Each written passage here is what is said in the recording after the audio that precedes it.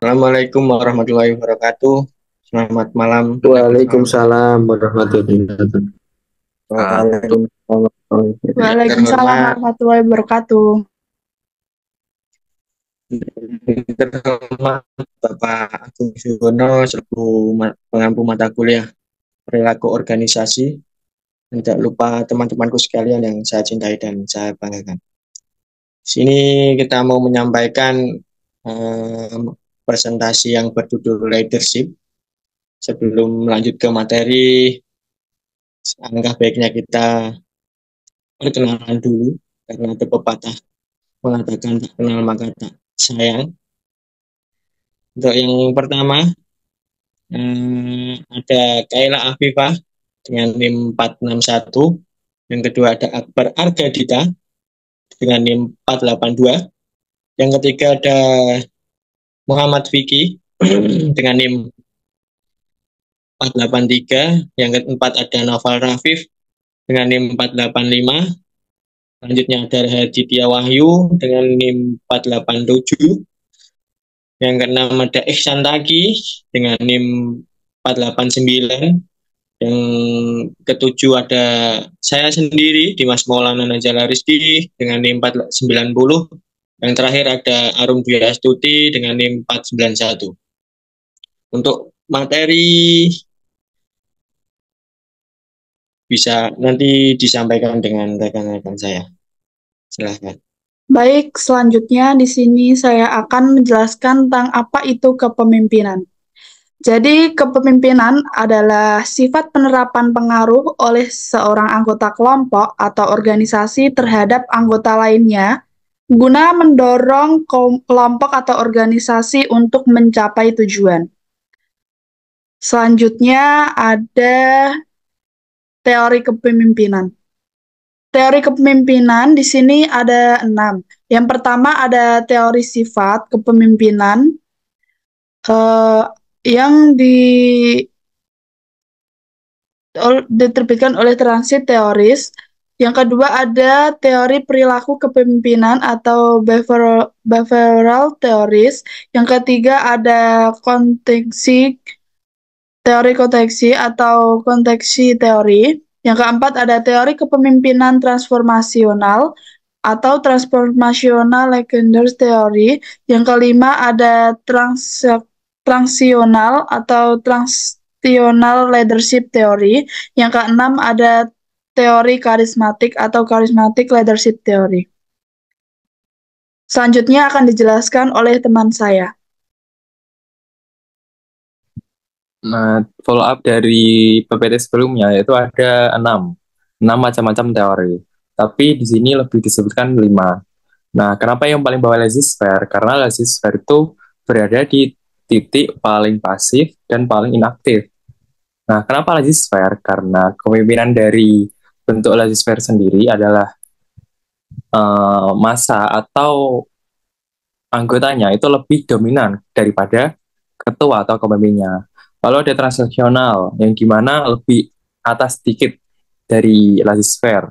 Ini sama sebenarnya, sama seperti laissez-faire, tapi ketuanya atau kepemimpinan atau pemimpinnya itu lebih cenderung monitoring, enggak seperti laissez-faire. Laissez-faire kan seperti bodo amat lah, enggak peduli bagaimana bagaimana jalan kepemimpinannya. Tapi kalau transaksional yang passive management by exception itu kepemimpinan masih dipegang, tapi nggak secara langsung. Nah, transaksional ini di mana ketua pemimpin dengan anggotanya itu sinkron atau sudah dapat jalan tengahnya. Kalau dalam materi ekonomi kita lebih menyebutkan DEP atau titik tengah, titik impas.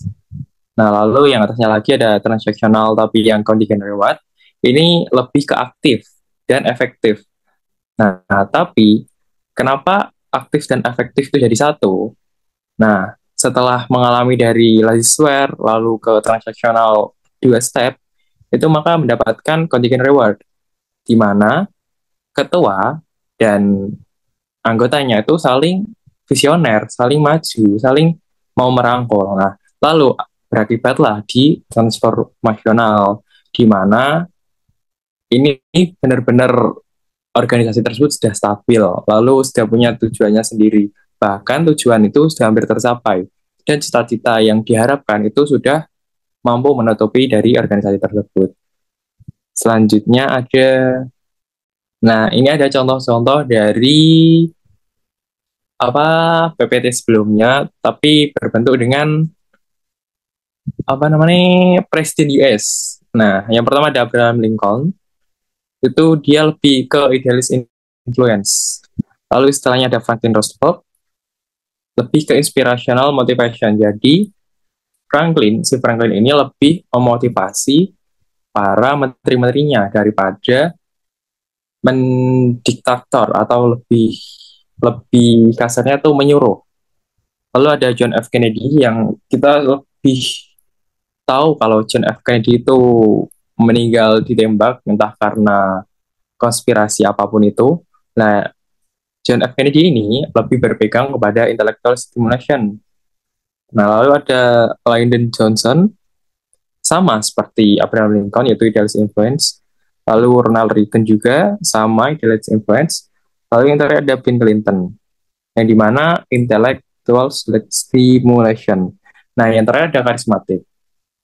Karismatik, kenapa nggak ada pada retorika di presiden US? Karena karismatik itu nggak bisa disamakan dengan presiden. Contoh yang karismatik itu ada Steve Jobs. Steve Jobs itu pendiri atau founder Apple. Nah, kita tahu Steve Jobs itu orangnya angkuh, nggak mau kerja sama. Tapi kita memandang Steve Jobs itu seakan-akan dia itu orang paling hebat. Padahal dari Steve Jobs sendiri tidak mau kerja sama, egois. Bahkan seringkali menolak ajakan kerjasama dengan orang lain. Tapi kita memandang Steve Jobs itu sangat wah. Nah, bentuk karismatik seperti itu. Selanjutnya bisa dijelaskan oleh teman saya. Oke, di sini saya akan bahas tentang perbedaan peran manajer dan pemimpin. Di sini fungsi utama seorang pemimpin adalah untuk mengartikulasikan tujuan atau misi penting untuk suatu organisasi dan kelompok untuk mencapainya ya. Sebaliknya tugas manajer juga hampir sama dengan seorang pemimpin ya. Di sini bedanya yang manajer itu mengimplementasikan visi tersebut. Nah, pada dasarnya tugas manajer kan mempraktikkan cara untuk mencapai visi yang diciptakan oleh pemimpin. Jadi sementara manajemen tentang menangani kompleks dan kepemimpinan adalah tentang mengatasi perubahan. Namun pemimpin menetapkan dengan arah pencapainya visi masa depan. Pemimpin yang efektif kemudian membuat orang-orang menerima visi mereka dan mengikutinya. Nah, pada gambar yang saya jelaskan di PPT itu, yang pertama ada menetapkan misi organisasi, lalu ada merumuskan strategi untuk melaksanakan misi tersebut.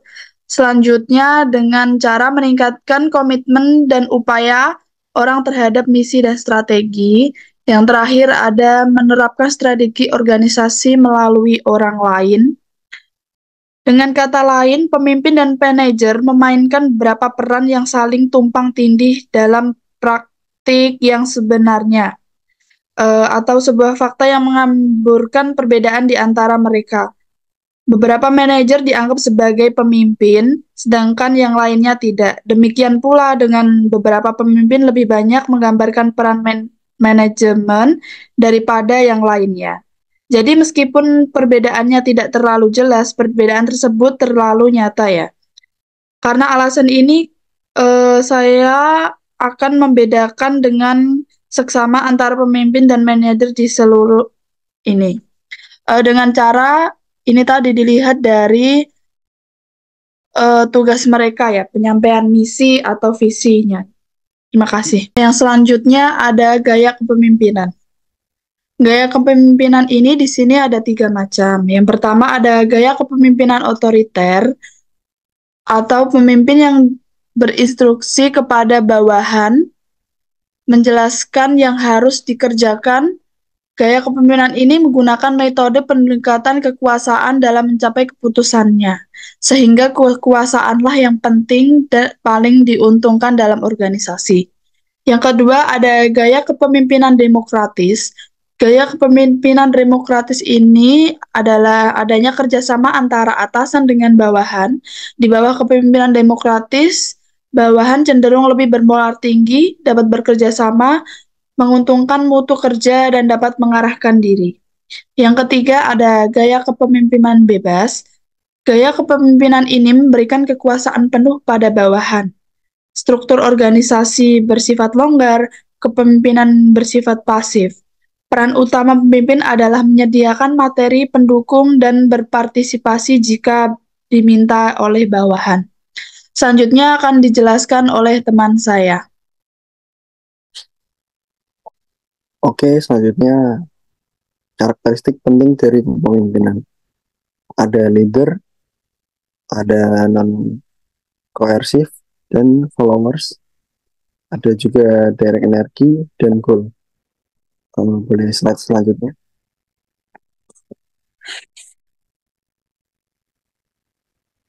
Pemimpin. Peran inti seorang pemimpin adalah individu yang memiliki pengaruh signifikan terhadap perilaku dan tindakan orang lain dalam organisasi. Mereka berperan sebagai pemandu, motivator, dan pengambil keputusan. Karakteristik dari pemimpin yaitu efektif. Biasanya memiliki sifat seperti visi, integritas, komunikasi yang baik, dan kemampuan untuk memotivasi. Kemampuan untuk membangun hubungan yang kuat dengan anggota tim. Selanjutnya, pengaruh non-koersif. Pengaruh non-koersif adalah upaya pemimpin untuk mempengaruhi perilaku pengikut tanpa menggunakan ancaman atau paksaan. Ini melibatkan penggunaan berbagai teknik seperti persuasi, inspirasi, dan motivasi. Contoh, persuasi menjelaskan alasan dibalik suatu keputusan atau tujuan sehingga pengikut merasa yakin dan mendukung. Inspirasi menciptakan visi yang menarik dan memotivasi bagi anggota tim, sehingga mereka merasa terdorong untuk berkontribusi. Motivasi memberikan penghargaan, pengakuan, atau menciptakan lingkungan kerja yang positif untuk meningkatkan semangat kerja. Pengikut adalah individu yang dipengaruhi oleh pemimpin dan berperan aktif dalam mencapai tujuan organisasi. Karakteristik pengikut adalah efektif. Biasanya memiliki sifat seperti loyalitas, komitmen, kemampuan untuk bekerja sama, dan kemauan untuk belajar. Selanjutnya, energi langsung ke tujuan. Artinya yaitu, setelah terpengaruh oleh pemimpin, pengikut akan mengarahkan energi dan upaya mereka secara langsung untuk mencapai tujuan yang telah ditetapkan. Prosesnya yaitu, energi yang dihasilkan oleh pengikut akan dikonversi menjadi tindakan yang nyata mendukung mencapai tujuan organisasi. Yang terakhir yaitu tujuan. Tujuan adalah hasil akhir yang ingin dicapai oleh organisasi. Tujuan ini dapat berupa peningkatan kerja, inovasi, kepuasan pelanggan, atau tujuan lainnya. Selanjutnya akan dilanjutkan oleh teman kami. Selanjutnya ada pemimpin dan pengikut. Pemimpin dan pengikut adalah dua peran yang saling terkait dalam suatu organisasi atau masyarakat. Pemimpin memiliki tanggung jawab untuk memimpin, mengambil keputusan, dan mengarahkan orang lain menuju tujuan bersama. Mereka biasanya memiliki visi, keterampilan, dan kemampuan untuk memotivasi serta menginspirasi orang lain. Di situ ada gambar leader dan pengikut-pengikutnya. Di sisi lain, pengikut adalah individu yang mendukung dan mengikuti arahan dari pemimpin. Mereka berperan dalam melaksanakan tugas, mendukung visi pemimpin, dan bekerja sama untuk mencapai tujuan yang telah ditetapkan. Pengikut yang baik tidak hanya melaksanakan perintah, tetapi juga memberikan umpan balik, berkontribusi pada ide-ide baru, dan beradaptasi dengan perubahan. Selanjutnya teman saya. Baik, selanjutnya ada pendekatan studi kepemimpinan. Pendekatan studi kepemimpinan ada dua, yaitu satu pendekatan sifat, dua pendekatan perilaku kepemimpinan. Pendekatan sifat. Pendekatan ini memandang kepemimpinan sebagai suatu kombinasi sifat-sifat yang tampak. Ada dua pendekatan, yaitu satu membandingkan sifat orang yang menjadi pemimpin dengan sifat orang yang menjadi pengikut atau tidak menjadi pemimpin. Pemimpin cenderung lebih tinggi, lebih percaya diri, dan mempunyai kebutuhan akan kekuasaan yang lebih besar. Sehingga muncul anggapan bahwa pemimpin dilahirkan bukan dibuat. Pendekatan sifat. Selanjutnya, yaitu yang nomor 2, mengidentifikasi ciri-ciri dan sifat-sifat yang dimiliki oleh para pemimpin yang efektif. Itu menurut Edwin Giseli, sifat-sifat yang dimiliki oleh pemimpin efektif yaitu ada kemampuan dalam kedudukannya sebagai pengawas atau supervisor ability, juga ada kebutuhan akan prestasi dalam pekerjaan, juga kecerdasan, 4 ketegasan atau decisiveness. Selanjutnya ada percaya diri dan inisiatif. Selanjutnya, sementara Kate Davis berpendapat bahwa ada 4 sifat yang mempunyai pengaruh terhadap kesuksesan pemimpin organisasi, yaitu kecerdasan, kedewasaan, dan keluasan hubungan sosial, motivasi dan dorongan berprestasi, serta sikap-sikap hubungan manusiawi. Selanjutnya, pendekatan perilaku kepemimpinan. Pendekatan perilaku kepemimpinan ada dua, yaitu pendekatan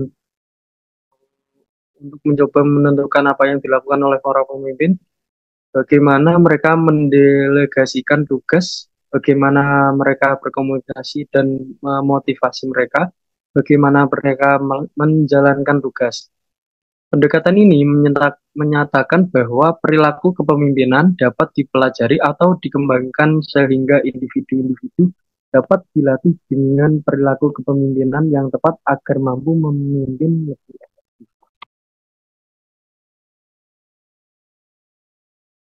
Pendekatan perilaku kepemimpinan selanjutnya, itu pendekatan perilaku memusatkan perhatiannya pada dua aspek perilaku kepemimpinan, yaitu satu, pendekatan perilaku kepemimpinan yang menekan pada fungsi-fungsi yang dilakukan pemimpin dalam kelompoknya. Fungsi-fungsi yang berhubungan dengan tugas, teks, relates, atau pemecahan masalah.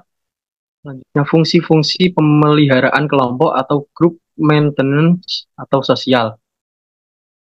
Yang kedua, pendekatan perilaku kepemimpinan yang memusatkan pada gaya kepemimpinan dalam hubungannya dengan bawahan. Itu gaya dengan orientasi tugas atau task orient. Manajer berorientasi tugas, mengarahkan dan mengawasi bawahan-bawahan secara tertutup untuk menjalin bahwa tugas dilaksanakan sesuai dengan yang diinginkan. Gaya dengan orientasi karyawan yaitu employee orient, yaitu manajer dengan gaya kepemimpinan ini lebih memperhatikan anggota kelompok untuk melaksanakan tugas-tugas dengan memberikan kesempatan pada bawahan untuk berpartisipasi dalam pembuatan keputusan, menciptakan suasana persahabatan, serta hubungan-hubungan saling mempercayai dan menghormati anggota kelompok. Selanjutnya akan disampaikan oleh rekan saya.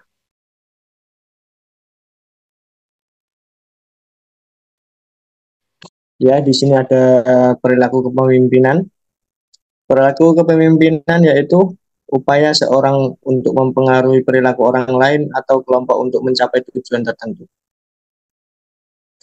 Perilaku kepemimpinan yang baik dapat ditunjukkan dengan beberapa aspek. Yang pertama, ada tenang dan berpikir positif. Yang kedua, ada membuka komunikasi. Yang ketiga, mengajari bukan memerintah. Perlu diingat, pemimpin itu mengajari, ya, bukan memerintah. Tidak asal memerintah bawahannya dengan seenaknya sendiri. Namun mengajari sama bawahannya. Yang berikutnya ada memberikan pandangan mengenai tujuan dan ekspektasi. Terus ada memberikan dan meminta feedback, menghormati karyawannya, mendengarkan karyawannya, menghargai pendapat karyawannya, mengakui kontribusi setiap orang, memperlakukan bawahan sebagai partner penting dalam proses pengambilan keputusan. Kalau pemimpin sudah bisa seperti itu dan sudah layak menjadi seorang pemimpin. Dan selanjutnya ada karakteristik pemimpin yang efektif atau berhasil. Karakter pemimpin yang berhasil. Adapun karakter-karakter pemimpin yang efektif atau yang berhasil, yang pertama memiliki kemampuan mempengaruhi orang lain, memiliki transparansi dengan batasan, mendorong ambilan resiko inovasi, memiliki nilai etika dan integritas, bertindak tegas, selaraskan kenyataan yang sulit dengan optimisme. Selanjutnya ada seorang pemimpin memiliki gaya kepemimpinan masing-masing sesuai dengan kepribadiannya dan tujuannya yang hendak dicapai. Selanjutnya akan dilanjut dengan rekan. Pengembangan kepemimpinan. Pengembangan kepemimpinan adalah proses yang dirancang untuk meningkatkan keterampilan dan kemampuan individu dalam memimpin yang sangat penting dalam mencapai keberhasilan organisasi. Proses ini mencakup berbagai kegiatan dan program yang bertujuan untuk membekali individu dengan yang diperlukan untuk menjadi pemimpin yang efektif.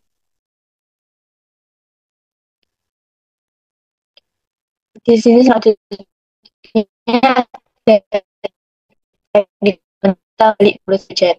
Terus menggunakan sumber multiple dari seluruh organisasi dan di luarnya untuk mengevaluasi pekerjaan individu, sering digunakan bagi para pemimpin untuk mempelajari apa yang dipikirkan orang tentang mereka.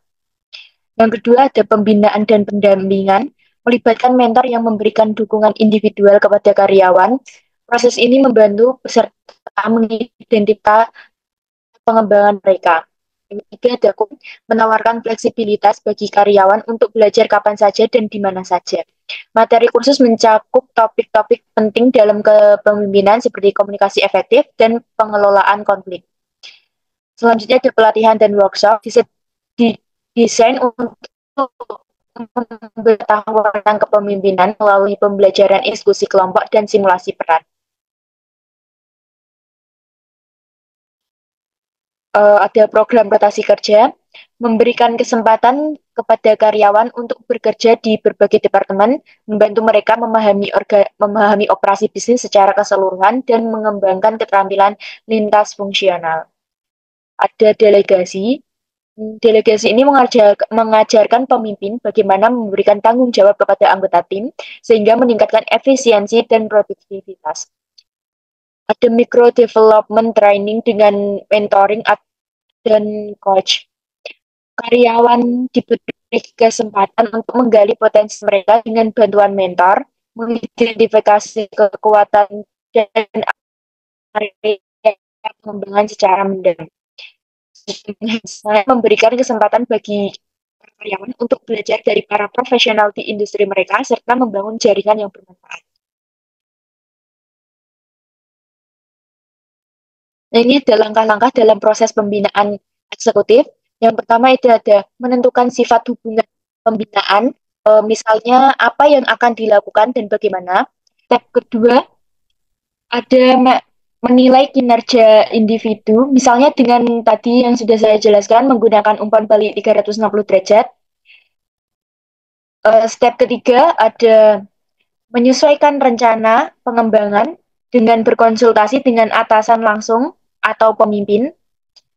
Yang terakhir, step keempat ini ada menerapkan rencana yang dikembangkan pada langkah ketiga. Jadi ini langkah ketiga dikembangkan. Ini rencananya dikembangkan. Terus ini repeat, ulangi langkah step kedua, 3, dan 4 sesuai dengan kebutuhan. Baik, tadi sudah disampaikan teman-teman PPT atau diterangkan teman-teman. Di sini saya akan menyimpulkan. Disimpulkan kepemimpinan adalah kemampuan untuk mempengaruhi, memotivasi, dan membimbing orang lain dalam mencapai tujuan bersama. Seorang pemimpin yang efektif tidak hanya memiliki visi yang jelas, tetapi juga mampu menginspirasi dan memberdayakan timnya untuk bekerja dengan semangat dan komitmen.